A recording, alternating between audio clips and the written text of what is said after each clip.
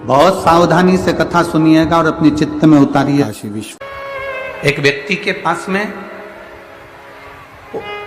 उसने काम धंधा कर कर, नौकरी कर कर, सर्विस कर कर, बहुत कुछ कर कर एक व्यक्ति ने अपने पास में बहुत सारी चांदी इकट्ठी कर ली। एक बड़ा सारा बंगला भर लो, इतनी चांदी उसने इकट्ठी करी।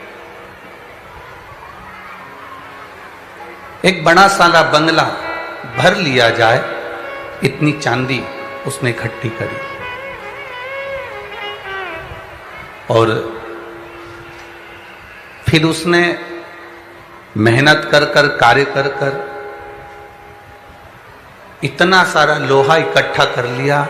एक बड़ा सारा बंगला भरा जाए, इतना उसने लोहा इकट्ठा कर। चांदी भी उसने बहुत सारी इकट्ठी करी, लोहा भी उसने इकट्ठा करा। दोनों को एकाग्र कर लिया। चांदी इधर भर ली, लोहा इधर भर लिया। खूब सारी चांदी उसके पास में थी और खूब सारा लोहा उसके पास में था। अब एक दिन वो कहीं प्रवचन में चले गया और प्रवचन में गया तो प्रवचन में कहीं उसने सुन लिया कि यो इकट्ठा करा वो किस काम का, तो उसने संत की वाणी को मानकर सब लुटा दिया।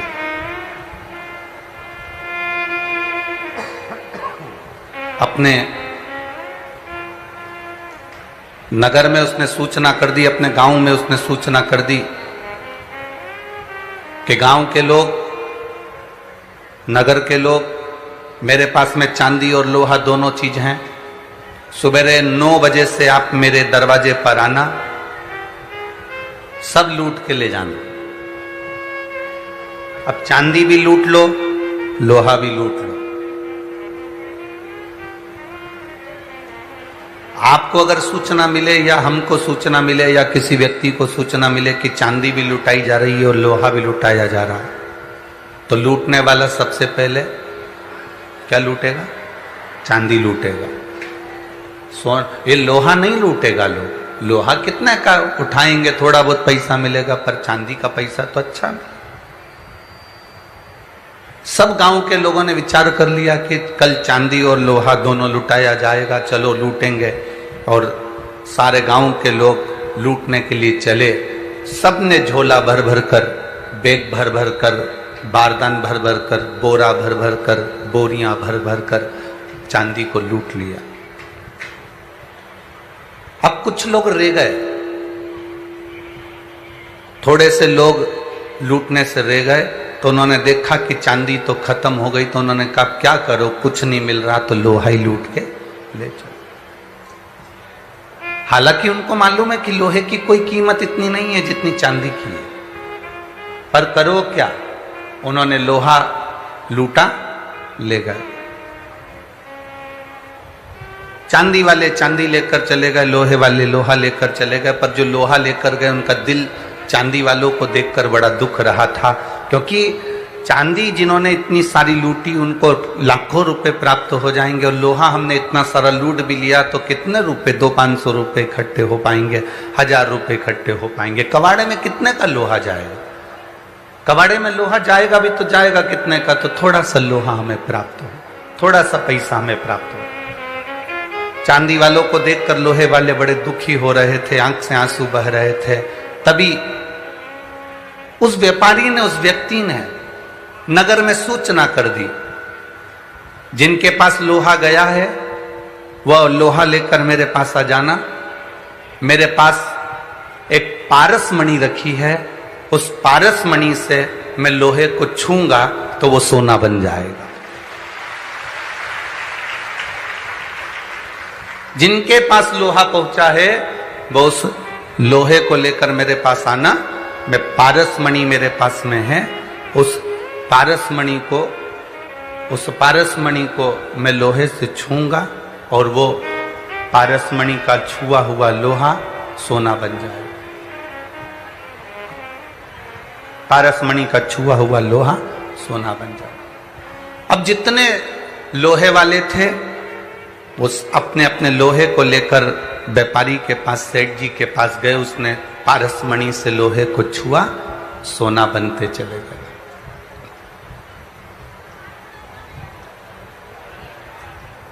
लोहे को छुआ, सोना बन गया।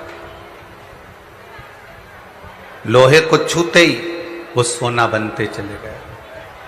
अब लोहे वाले पहले रो रहे थे चांदी वालों को देख कर कि कितनी चांदी है, कितनी महंगी बिकेगी, कितना पैसा आएगा, कितना वैभव आएगा, कितना धन आएगा। अब लोहे के जितने जितने सामान थे उनको छूते से ही वो सोने का बन गया, कीमती बन गया।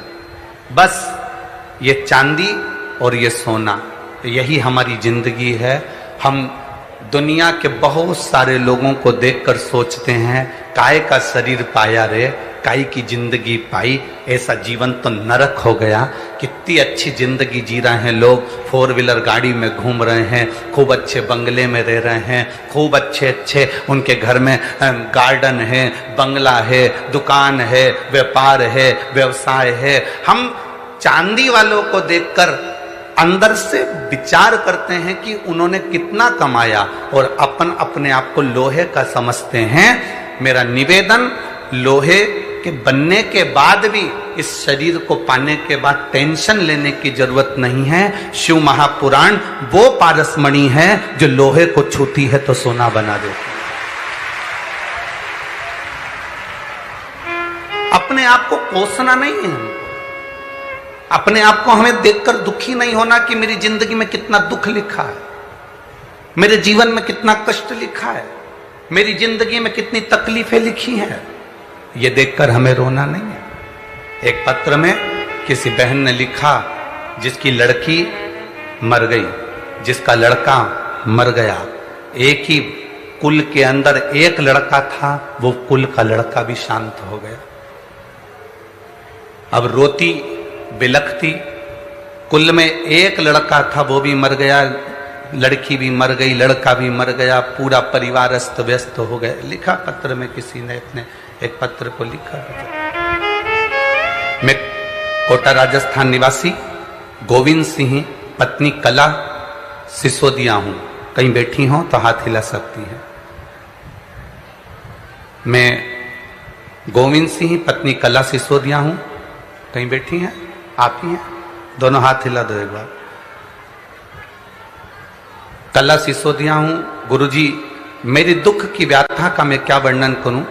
16 अक्टूबर 2011 को मेरी पुत्री 12.5 वर्ष की थी, वो चली गई।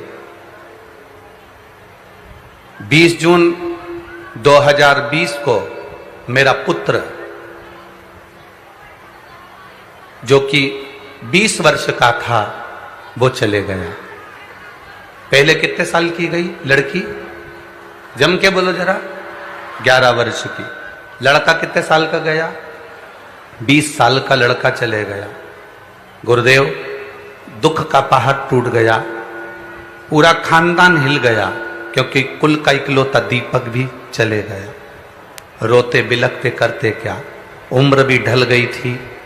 बच्चे का कोई चांस, डॉक्टर ने मना कर दिया था कि अब कोई चांस नहीं है, संतान नहीं हो सकती। जहां रजो धर्म नहीं, संतान का सुख क्या, कैसे संतान प्राप्त हो। गुरुदेव, तब किसी ने कहा कि शिव जी की भक्ति करो। सियोर वाला महाराज कथा करता है आस्था चैनल पर, एक बार आसन लगा के टीवी के सामने ही सुन लो। टीवी के सामने कथा बैठकर सुनी, बाबा से प्रार्थना करी, मेरा बेटा बेटी दोनों चले गए, कुल का दीपक चले गया, मेरी शादी को सालों हो गए, मेरा लड़का जब 20 साल का चले गया तो संतान की प्राप्ति कहा। बाबा, अब आप कृपा करोगे तो संतान हो सकती है, नहीं तो कोई संतान का सुख नहीं। बस कथा सुनी, बाबा से प्रार्थना करा, बाबा से निवेदन कर जब निवेदन करा, सफेद आंकड़े की जड़ का प्रयोग करा, पशुपति व्रत करा, बाबा की कृपा से मेरा गर्भ ठहर गया।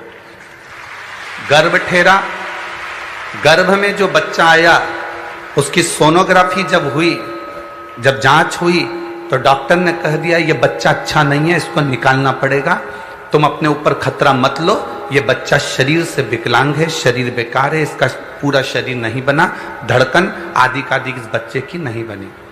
डॉक्टर ने कह दिया इसको गिरा दो, डॉक्टर ने कह दिया इसको साफ कर दो, पर मेरी सास और हम लोगों ने विचार करा, एक बार पशुपति व्रत करते हैं, बाबा से विनती करते हैं, सीहोर जाते हैं, रुद्राक्ष लेकर आते हैं।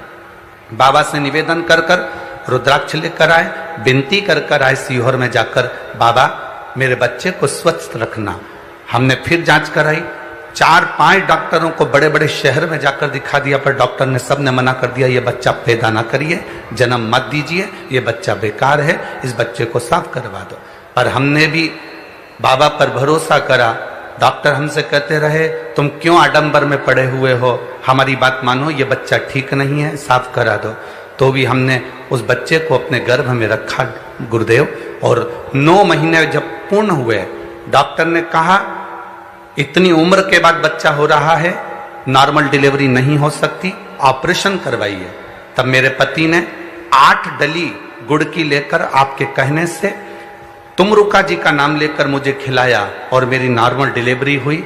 जिस तारीख को लड़का शांत हुआ था, जिस तारीख को लड़का शांत हुआ था, जो तिथि थी, 2 वार था, जिस दिन लड़का शांत हुआ था, उसी तिथि उसी वार को मेरे भोलेनाथ कुबेर भंडारी ने लड़का वापस दे दिया। गुरुदेव, मैंने उसका नाम डमरू बना रखा है। लिया उस डमरू को, लिया लिया लिया। उसी तिथि, उसी वार, उसी तारीख को मेरे को बाबा कुबेर भंडारी ने, कुबेरेश्वर महादेव ने फिर वापिस मेरा लड़का उसी तारीख, उसी तिथि को दे दिया। ये बाबा की कृपा दृष्टि है महाराज। शिव तत्व की प्राप्ति, शंकर ओघड़ी की कृपा। महाराज, तेरी कृपा बिना न हिले एक भी अणु, लेते हैं श्वास तेरी कृपा से। बखान क्या करूं मैं राखों के ढेर का, चपटी भभूत में खजाना कुबेर का। हे गंगाधार मुक्ति द्वार ओमकार, भोले ओमकार, आयो शरण दिया शंभु तार तार, आयो शरण दिया शंभु तार तार। शिव कृपा नहीं होती तब तक दुनिया में कोई कार्य नहीं हो सकता। इतनी समय के बाद वापिस मेरे बाबा ने वही तारीख को अगर दिया, अब तो रोइए नहीं, अब तो खुश होइए बाबा।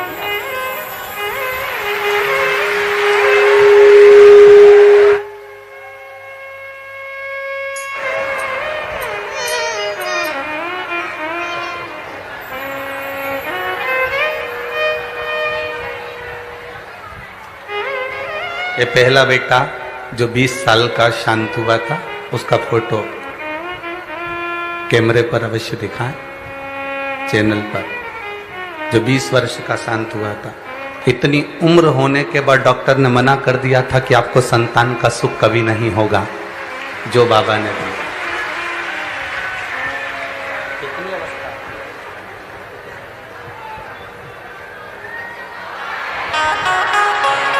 42 वर्ष की इनकी उम्र है।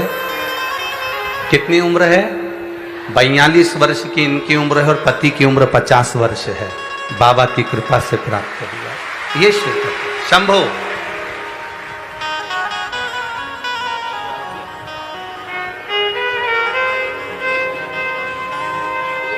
एक ही बात,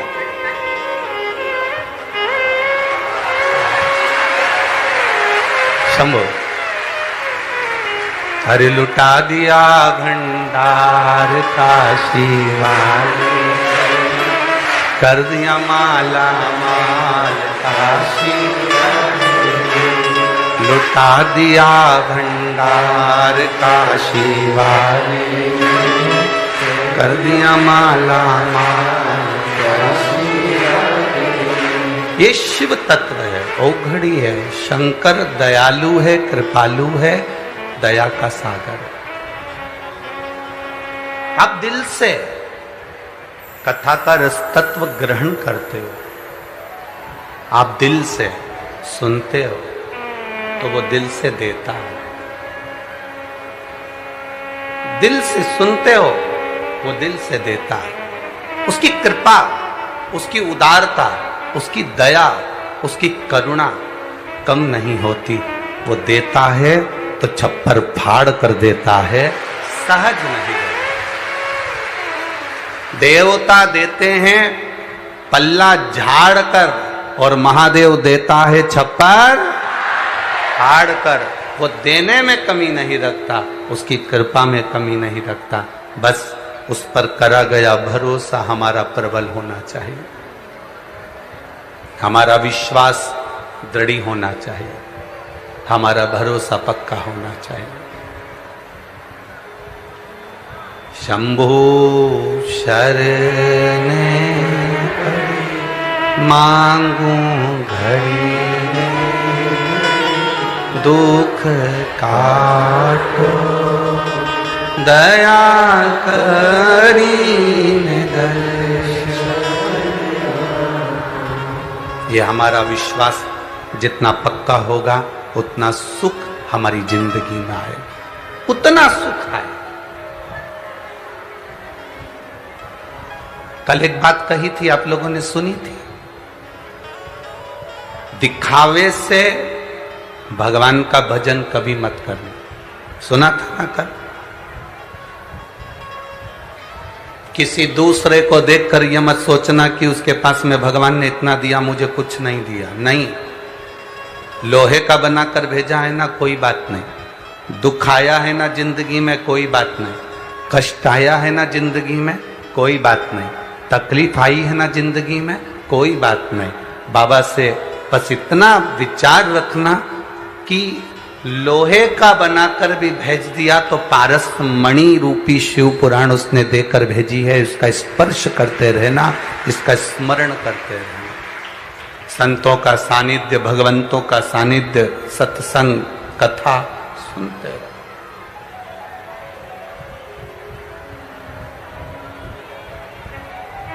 एक मिनट में किसी की किस्मत बदल नहीं सकती, पर एक मिनट का सत्संग, एक मिनट की शिव पुराण, एक मिनट का भजन, एक मिनट की अच्छी सोच, एक मिनट का अच्छा विचार, एक मिनट की अच्छी भक्ति आपकी जिंदगी को और किस्मत को भी बदल सकती है, निश्चित है। एक मिनट, लोग कहते हैं एक मिनट में कोई किस्मत बदल सकती है। हम कहते हैं एक मिनट की तुम्हारी भक्ति, एक मिनट का तुम्हारा भजन, एक मिनट का तुम्हारा कीर्तन, एक मिनट का तुम्हारा मंत्र जाप, एक मिनट का तुम्हारा स्मरण, एक मिनट का तुम्हारा नाम जाप, तुम्हारे कर्म को भी, तुम्हारे भक्ति के स्मरण को भी, एक मिनट में तुम्हारे भाग्य को भी बदल सकता है। पर एक बात का स्मरण रखना, एक बात का स्मरण रखिएगा। इस पत्र में एक बात उन्होंने लिखी कि ऐसा हमारे साथ क्यों हुआ कि बेटा गया या बेटी गई, ये हुआ क्यों, ये इस पत्र में उन्होंने लिखा। तो ये जो आप पूछ रहे हो, ये हमारे पूर्व के कर्म का कोई भोग होता है। हम कथा में हमेशा कहते हैं, मत बुरे कर्म कर बंदे वरना पछताएगा, भगवान की आंखों से तू बच नहीं पाएगा, तू बच नहीं पाएगा।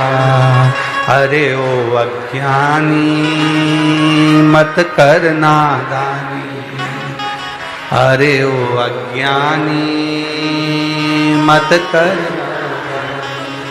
तेरे कर्म का फल भी तू ही पाएगा, जैसा किया तूने तेरे आगे आएगा।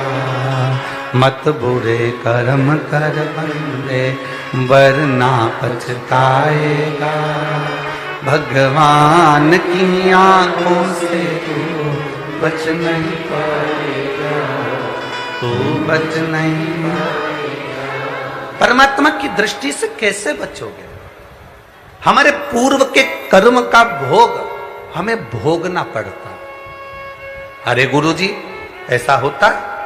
क्यों नहीं होता? समझिएगा जरा। अब मान लो, समझ लो कि यहां पर कथा में यहां बहुत सारे लोग आए हैं। एक समझना बहुत अच्छी तरह से, एक कथा में बहुत सारे लोग आए और कोई, मान लो वो दादा जो चश्मे वाले बैठे हैं डब्बे से टिक के, सफेद कलर का कपड़ा पहनकर, हाँ हम इन्हीं की कह रहे हैं, इनको भी टीवी पे दिखा देना जरा। मान लो ये दादा चश्मा पहनकर और सफेद कपड़ा, अब समझना है, सफेद कपड़ा पहनकर बैठे हैं, ठीक है? समझ लो जरा, ये सफेद कपड़ा पहनकर बैठे और हमने इनसे कहा दादाजी, अब हम इनसे कहें जरा समझना कि दादाजी हमको थोड़ा सा धन की जरूरत है, तुम हमको 10,000 रुपये दे सकते हो? दादाजी ने कहा हाँ महाराज जी, हम 10,000 रुपये तुमको दे देंगे। तुम लौटाओगे कब? हमने कहा दादाजी हम तुमको कल दे देंगे, ठीक है? जरा समझना बहुत अच्छे से। दादाजी ने हमको 10,000 रुपये दिए और हमने ले लिए। अब दादाजी कल, आज सफेद शर्ट पहनकर आए हैं, कल लाइनिंग वाली नीली शर्ट पहनकर आ गए, ठीक है? अब दादाजी हमारे पास आकर बोले महाराज, हमने कहा बोलो, 10,000 रुपये। हमने कहा तुमसे तो लिए ही नहीं थे, जिससे लिए थे वो तो कल कथा में कौन सी शर्ट पहना था? सफेद पहना था, और तुम तो नीली शर्ट पहने हो, लाइनिंग वाली पहने हो, तो हम आपको तो पहचानते नहीं। नहीं नहीं महाराज, कपड़े से क्या होता है? हूं तो मैं ही, कपड़े से कुछ होता है क्या? हूं तो मैं ही, मेरा पैसा तो तुम्हें देना पड़ेगा। अब हम भी कह रहे अरे दादाजी तुमने कपड़े कल सफेद शर्ट वाले से हमने 10,000 लिए थे, हमने कोई नीली शर्ट वाले से तो नहीं ना लिए थे। सफेद शर्ट वाला आता तो हम 10,000 रुपये दे देते, तुम तो नीली पे। अरे महाराज कपड़े से क्या होता है? मैं तो वही हूं, चश्मा भी वही है, शरीर भी वही है, सब कुछ वही है, कपड़ा बदला उससे क्या होता है? हमने कहा नहीं, कपड़े से कुछ नहीं होता। यही तो बात हम तुमको समझाना चाह रहे हैं। पूर्व में तुम किसको क्या कर कर आए हो तुम्हें नहीं मालूम, यहां तो तुम कपड़ा चेंज कर कर बैठे हो, इसलिए कर्म तो भोगना पड़ेगा। ये कपड़ा तो हम कितनी बार चेंज कर चुके, 84 लाख योनियां हमने ये कपड़े चेंज करे हैं। कभी हम पशु बनकर जन्मे, कभी पक्षी बनकर जन्मे, कभी जलचर बनकर जन्मे, कभी थलचर बनकर जन्मे, कभी किसी चोले में आ गए, कभी किसी चोले में आ गए। ये चोला, ये कपड़ा तो हम कितनी बार बदल चुके, पर हमने जो पूर्व में करा, ये आत्मा थोड़ी ना बदलती है। आत्मा बदली क्या? गीता जी में लिखा, भगवान कृष्ण ने गीता जी में वर्णन करा, इस आत्मा को न शस्त्र काट सकता है, न अग्नि जला सकती है, ना वायु सुखा सकती है, ना इसको कोई मार सकता है, ना इसको कोई भेज सकता है। ना अग्नि इसको जलाएगी, ना जल इसको गीला करेगा, ना वायु इसको सुखाएगी, ना ये मरेगी। आत्मा अजर और अमर है। उसी तरह ये कपड़ा चेंज हो जाता है, पर शरीर अंदर से वो आत्मा अजर अमर है। जो तुम पूर्व में कर कर आए हो उसका भोग आज तुम्हें भोगना पड़ता है। इसीलिए बार बार कहते हैं मत बुरे कर्म कर बंदे वरना पछताएगा, भगवान की आंखों से तू बच नहीं पाएगा, तू बच नहीं। हमारे कर्म का भोग हमको भोगना है। हम पूर्व में क्या करें उसका भोग हमको आज भोगना पड़ रहा है। अगर किसी ने गाली दी है, कोई पैसा खाकर भग गया, कोई अपशब्द कह रहा है, कोई कुछ लेकर चले गया, किसी ने तुम्हारा धन खा लिया, तुम्हारी संपदा खा ली, तुम्हें दुख हो रहा है, तुम्हें लग रहा है मेरे को धोखा देकर चले गया, पर अंदाजा लगाना धोखा नहीं, ये तो पूर्व का था जो आज लेकर गया है। किसी ने अपशब्द कह दिया, वो पूर्व का था जो आज कह रहा है। किसी ने हमको कुछ गाली दे दी, ये पूर्व का था इसलिए दे रहा है। ये कर्म का भोग हम यहीं भोग लें तो अच्छा है। एक कर्म का भोग ले तो अच्छा। एक अपने भीतर एक भाव को प्रकट करो कि हमें भगवान ने जो शरीर दिया वो साधारण नहीं दिया। एक असुर हुआ जिसका नाम था महाशनि। क्या नाम है उसका? महाशनि। देवपितर शिव महापुराण की कथा कहती है। इस महाशनि का काम क्या था? महाशनि का कर्म क्या है? महाशनि का केवल एक काम था, घर में जिस घर के अंदर धूप छोड़ने के बाद पितृपक्ष में 16 दिन जिस घर में धूप छोड़ने के बाद हाथ की अंजलि में जल लेकर नहीं छोड़ा जाता था, केवल धूप छोड़ दी और अंजलि में से पानी नहीं छोड़ा गया। गाय को श्राद्ध पक्ष में रोटी निकालकर खिला दी, थोड़ा सा जल गाय को नहीं दिया गया। कौवे को रोटी दी गई, कागा को भोजन दिया गया, जल नहीं छोड़ा गया। ब्राह्मण को भोजन कराकर उसको जल नहीं दिया गया। तो इस महाशनि का काम क्या था? श्राद्ध पक्ष में पितरों को जो भाग मिलता था, देवताओं को जो भाग मिलता था, पितृ पक्ष में पितरों को जो भाग मिलता था, जिसमें जल नहीं छोड़ा जाता था, उस भाग के उस घर की 71 पीढ़ी का पितरों का हिस्सा ये महाशनि अपने खाते में ले लेता था और उसको अपने पक्ष में रख लेता था। तो पितृ उससे तरसते थे, उस भोजन के लिए तरसते थे। अब जरा विचार करिएगा।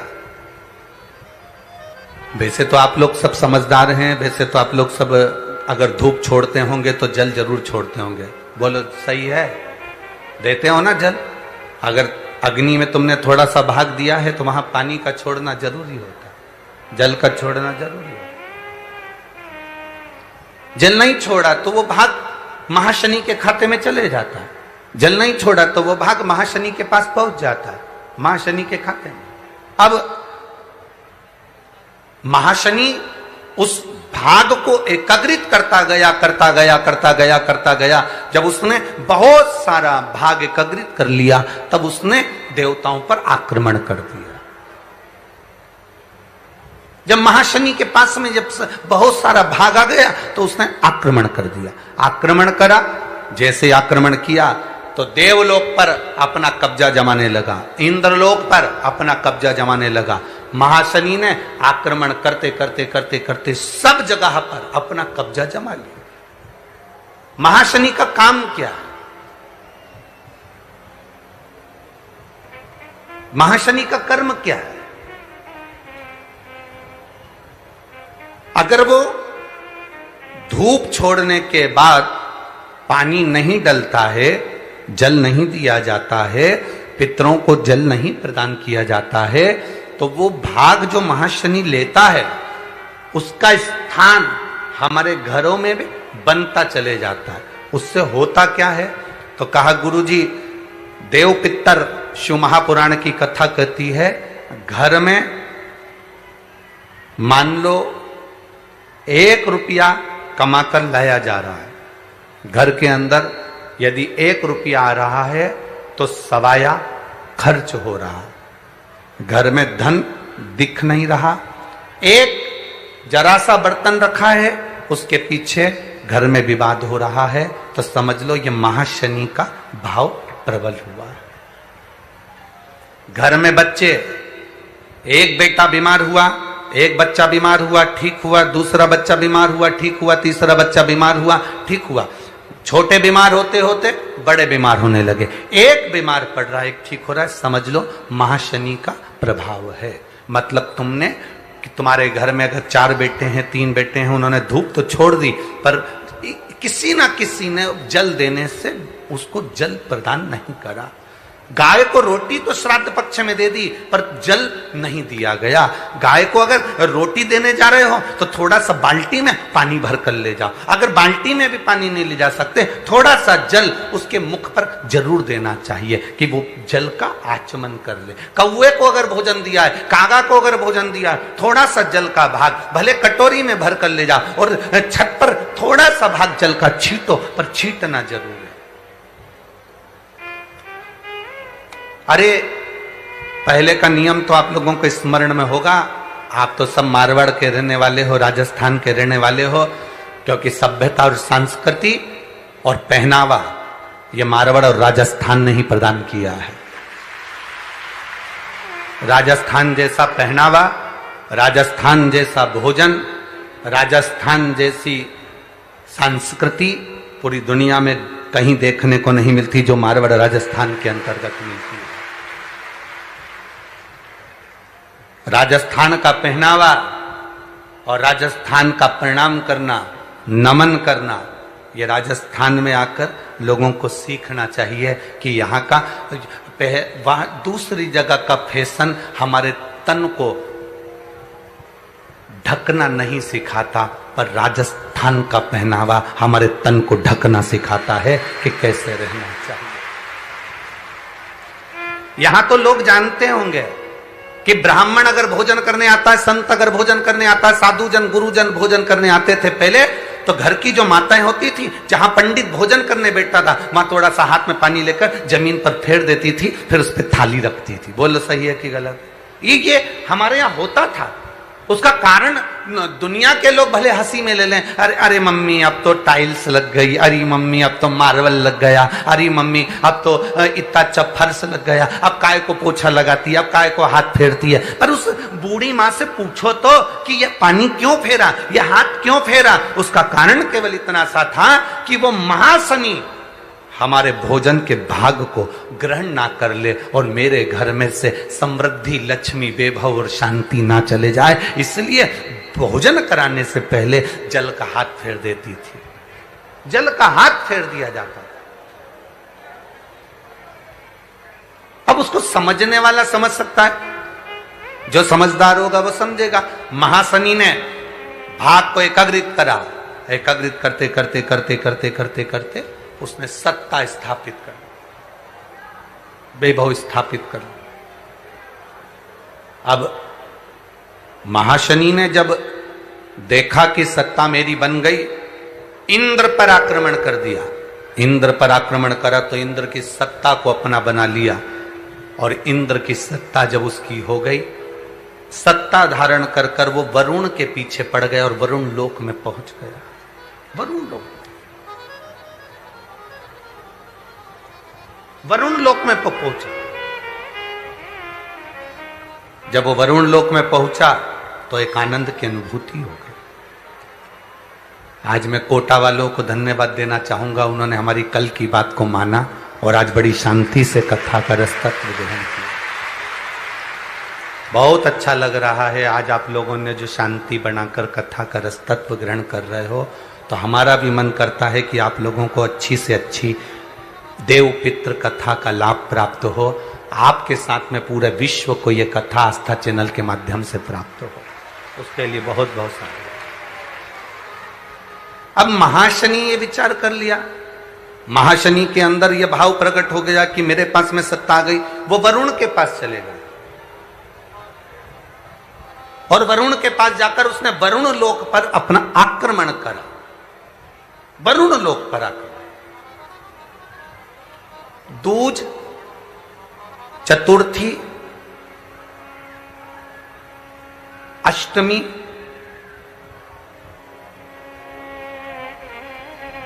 दशमी, एकादशी, प्रदोष, शिवरात्रि, ये तिथियां ऐसी तिथियां हैं जिन तिथियों पर अगर भूलवश भी श्राद्ध पक्ष की दूज, चतुर्थी, अष्टमी, दसवीं, एकादशी, प्रदोष, शिवरात्रि, ये श्राद्ध पक्ष की वो तिथियां हैं जिन तिथियों पर अगर गौ माता को एक चुल्लू पानी भी अगर पिला दिया जाता है तो हमारे पूर्वजों को तर्पण और तिलांजलि की जरूरत नहीं पड़ती, वो तर जाते।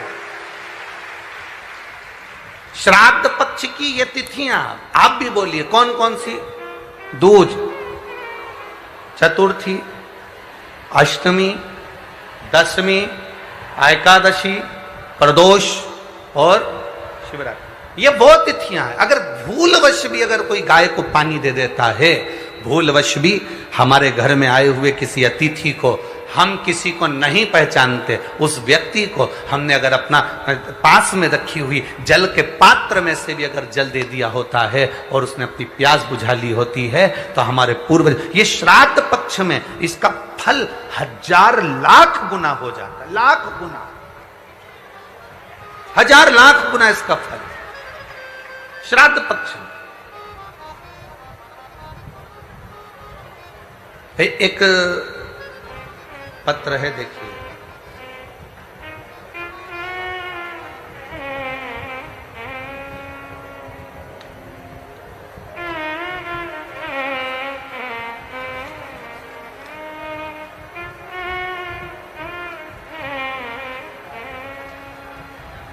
मैं निशा सैनी, पति का नाम सुरेश सैनी, फोन नंबर यह है, जिला सिरसा, हरियाणा से हूं। कहीं बैठी हो तो हाथ हिला सकती हैं,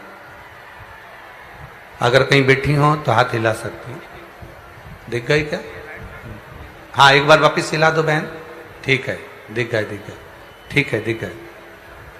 मैं सिरसा हरियाणा से आई हूं। गुरुजी, मैं बाबा का क्या वर्णन करूं? आप लोग भी हमारे साथ में पत्र पढ़ सकते हैं, आस्था चैनल के माध्यम से, फेसबुक यूट्यूब के माध्यम से।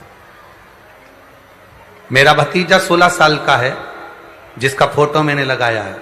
28 अगस्त 2023 को अचानक से तबीयत खराब हो गई, उसे अस्पताल लेकर गए, डॉक्टर ने सारे टेस्ट करवाए और वो कहा पीलिया इसके दिमाग पर चढ़ गया है, दिमागी दौरे इसको प्रारंभ हो गए। दौरे आते थे, बेहोश हो जाता, लटक जाता, लीवर ने काम करना बंद कर दिया। डॉक्टर ने कहा इसका लीवर बदलना पड़ेगा क्योंकि वहां पर भी पीलिया पहुंच चुका है, अगर लीवर जल्दी से नहीं चेंज किया गया तो ये दौरे चलते चलते पागल की दशा हो जाएगी और ये अंतिम क्षण में पहुंच जाएगा। डॉक्टर ने जवाब दे दिया, लीवर कैसे बदलते गुरुदेव, हमारे पास इतनी व्यवस्था नहीं।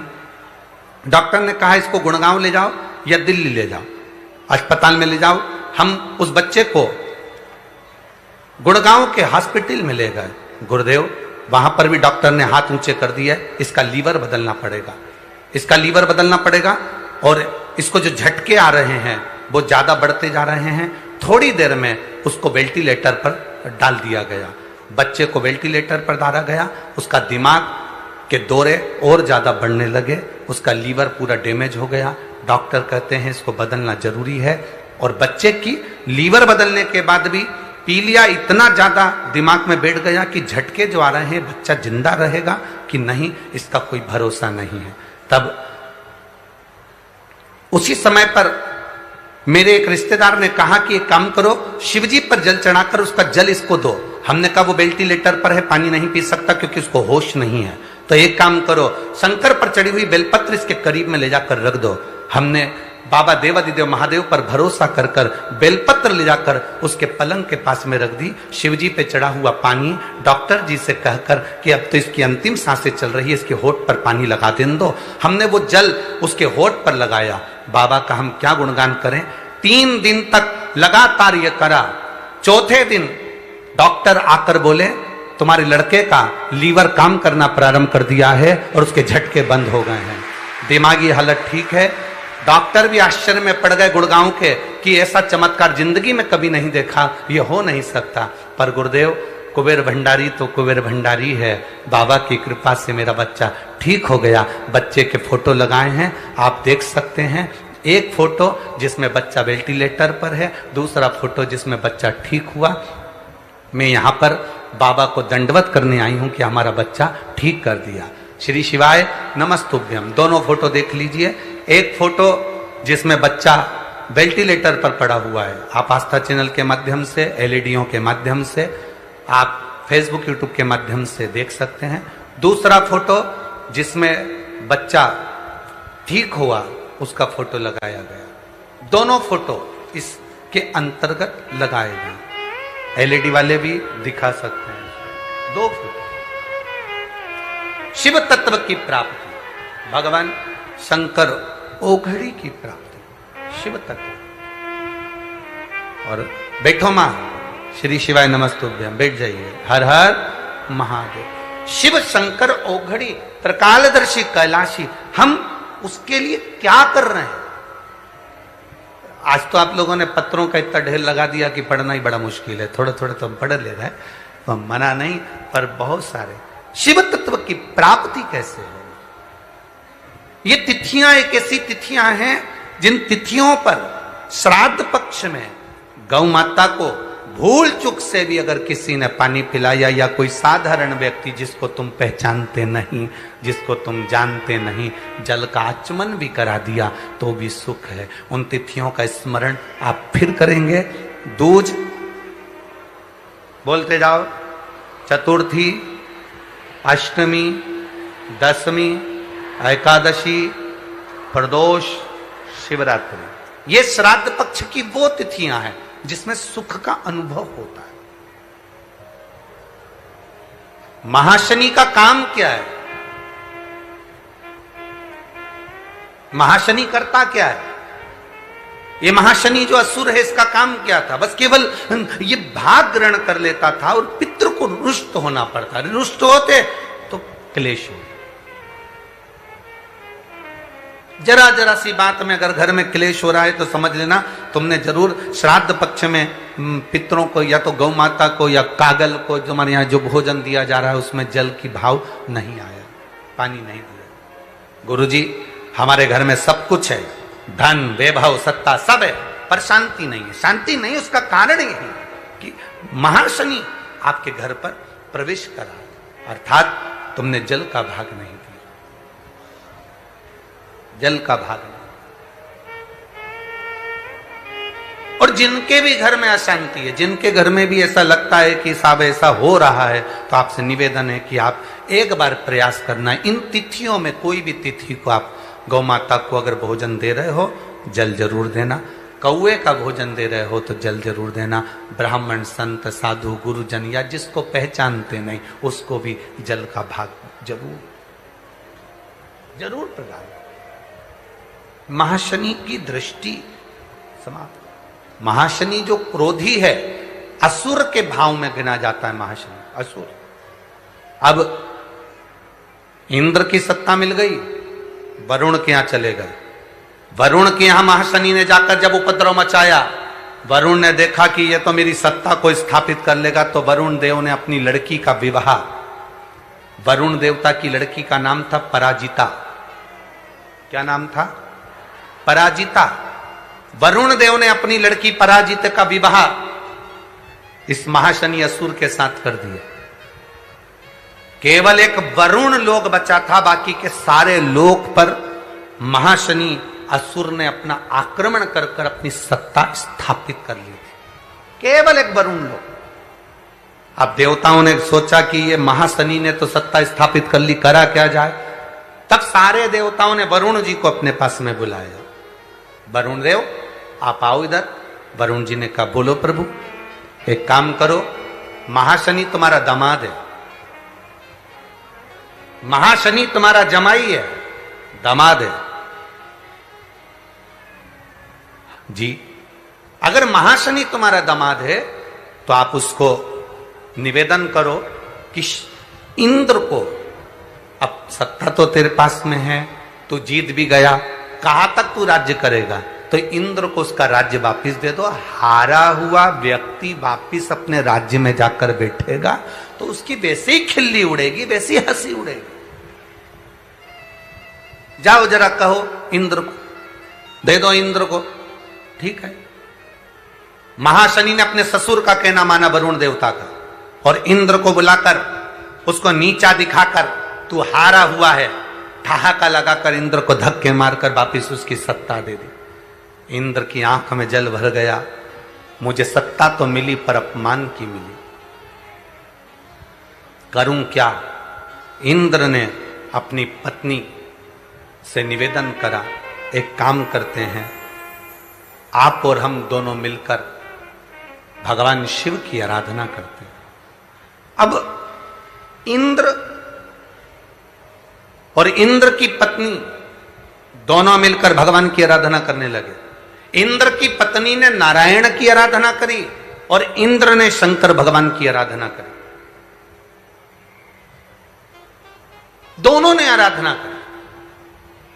दोनों की आराधना का फल इतना प्रकट हुआ, सची देवी आराधना कर रही है नारायण की, इंद्र का मन शंकर की आराधना में थोड़ी देर तो लगता है, थोड़ी देर में उच्चिष्ट हो जाता है, फिर थोड़ी देर मन लगता है, थोड़ी देर में उच्चिष्ट हो जाता है। आप में भी कई लोग ऐसे बैठे होंगे जिनका मन थोड़ी देर तो भगवान शंकर के मंदिर में लगता है, थोड़ी देर में लगना बंद हो जाता है। थोड़ी देर तो माला जपते हैं, राम राम करते हैं, थोड़ी देर बाद काम चालू हो जाता है, काम चालू।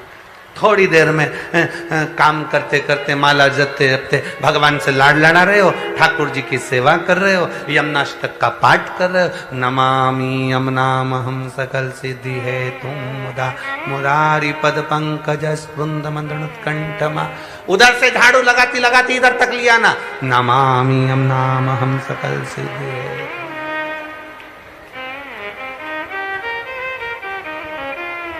फिर चालू हो गई। कई इसमें कजन कितने बैठे होंगे सुबेरे सुबेरे भगवान का भजन करने बैठे, जय हनुमान ज्ञान गुण सागर, जय कबीर जागर, राम दूत तुल्य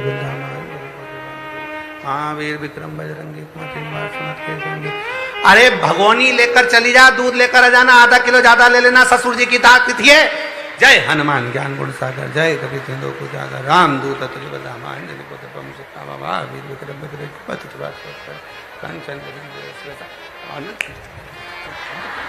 जय हनुमान ज्ञान गुण सागर, जय कबीर। हनुमान जी भी सोच रहे कब पूरा करेगी, मेरे को दूसरे के यहां जाना है, तेरे चक्कर में 2 घंटे से यहीं बैठा हूं, जहां से चालू करती है वहीं बंद कर देती है, वहीं से चालू होकर वहीं बंद होता। अरे या तो पढ़ ले या काम कर ले। कई तो इतनी समझदार की तैयार होते होते भी पढ़ती रहेगी, जय हनुमान ज्ञान गुण सागर। पहले पेंसिल से लाइन खींचेगी, फिर डब्बा भरेगी। और हनुमान जी सोचे हो गई तैयार, अब मुझे जाने दे दूसरे के घर, तेरा हाथ।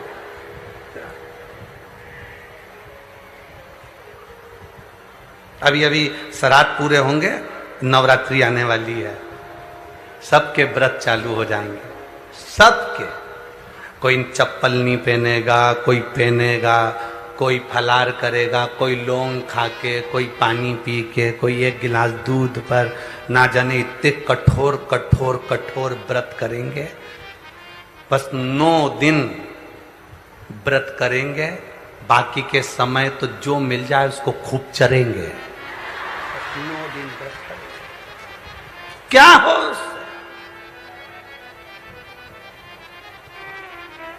अरे शेर को देखकर लगता है कि यह पशु पक्षी खाता है, सांप को देखकर लगता है कि यह डसता है, हिरण को देखकर लगता है कि यह ग्रास खाता है।